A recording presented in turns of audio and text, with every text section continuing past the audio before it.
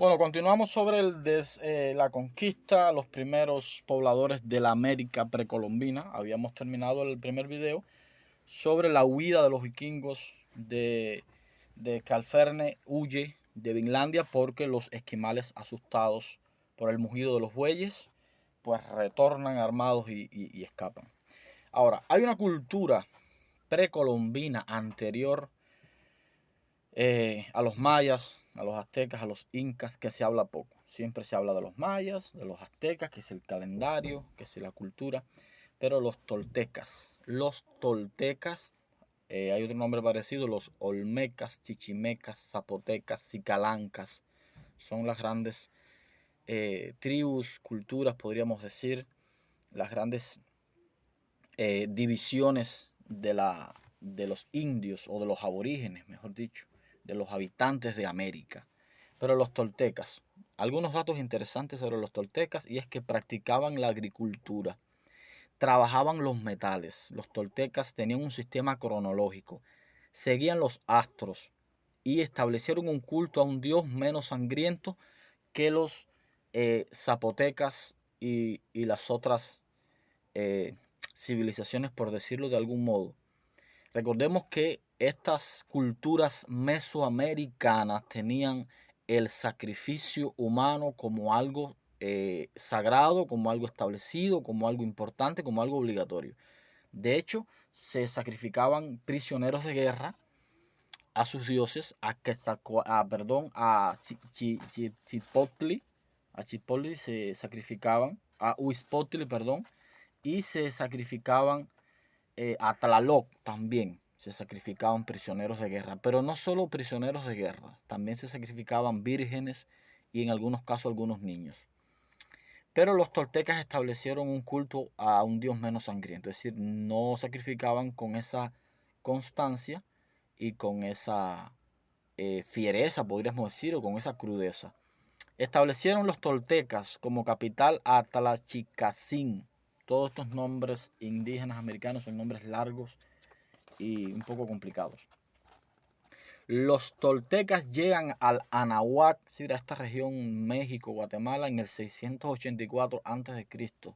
Fundan la ciudad de Tuyán, llamada Tula por los españoles. Los españoles llaman Tula. Ahora, hay algunas tribus anteriores a los toltecas y algunas son contemporáneas que ya las mencionamos.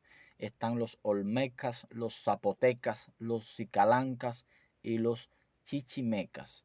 ¿Qué lugar ocupan los toltecas en América? Pues se les encuentra en Querétaro, México, Veracruz, Tlaxcala y Puebla. Esto eran la región que ocuparon los toltecas. Los toltecas eran dirigidos antiguamente o en sus orígenes por 7 capitanes que se alternaban el mando. En Tula eligieron un rey y establecieron una monarquía hereditaria. Regresamos a lo que dije. Eran dirigidos anteriormente o antiguamente por 7 capitanes que se turnaban el mando. Esto me recuerda mucho a Roma, a los reyes romanos antes de la fundación del imperio, de la república. Roma era dirigida por reyes. Bueno, aquí también lo encontramos algo parecido, 7 reyes, 7 capitanes. Era una especie de una república, podríamos decir. Había turnos, te toca a ti, ahora me toca a mí. Y después viene ya la monarquía tolteca como tal. Ahora encontramos dos escritos o dos historias sagradas donde se habla de los toltecas, y es el Códice Chimalpopoca y el Memorial de Culhuacán. Estas dos escrituras es la historia de Culhuacán, de México, de los toltecas, y escrito en náhuatl. Náhuatl era la lengua de estos pueblos. Ahora, habían 3 monarquías o 3 pueblos, perdón, específicamente, aclarando un poco más, habían 3 pueblos que eran las monarquías toltecas. Estaba Culhuacán, cuyo rey era Nahuyotzin. Estaba Cuatitlán, que el rey era Chicontonatí. Y estaba Tula, que ya Tula la conocemos, que el rey era Mixcoatl. Pero ¿qué sucede con estas tres especies de ciudades que eran gobernadas por tres reyes? Bueno, en el año 856 se unen las tres en una confederación y aparece el personaje misterioso, podríamos decir mítico, complicado, Quetzalcóatl. Quetzalcóatl es el personaje misterioso tolteca, pero los olmecas y los cincalancas lo tienen como suyo también. Pasa como con Homero, que algunas ciudades que no son, por ejemplo, de Atenas, dicen que Homero nació en esa ciudad. Pues pasa lo mismo con Quetzalcóatl, que es un personaje misterioso. Algunos lo ven como un Mesías, como un Dios, como algunos lo ven hasta como Jesucristo. Y que hizo Quetzalcóatl, pues hizo algunos cambios estructurales importantes en Tula. Por ejemplo, aquí dice que Teotihuacán era una ciudad tolteca donde se sacrificaba cautivos a los dioses, en Teotihuacán. Quetzalcóatl huye de esa ciudad para protestar contra los sacrificios. Quetzalcóatl invocaba a un dios creador, fíjense, cuidado, a un dios creador.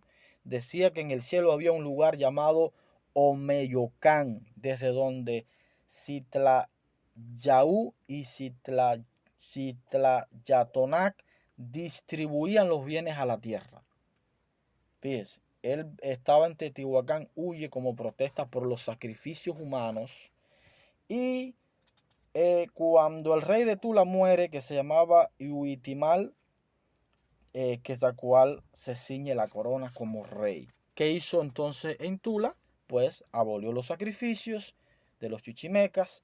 Quetzalcóatl introdujo el bautismo, el ayuno, la creación de colegios sacerdotales, impulsó el comercio, impulsó las artes, el desarrollo, el comercio, todo. Es decir, es un gran reformador.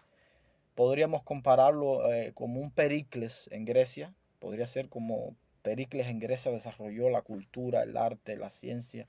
Y era un mecenas Pericles, pues Quetzalcóatl es visto como un mecenas, como un protector, como un dios. Al final desaparece como un dios y promete regresar. Bueno, en el año 895 después de Cristo, por supuesto, Quetzalcóatl abandona el trono para evitar una guerra contra Tezcatlipoca, que Tezcatlipoca era de familia poderosa, un aborigen, un indio, un indígena americano, pero de familia muy poderosa, que defendía los sacrificios antiguos que recordemos que Quetzalcóatl había abolido.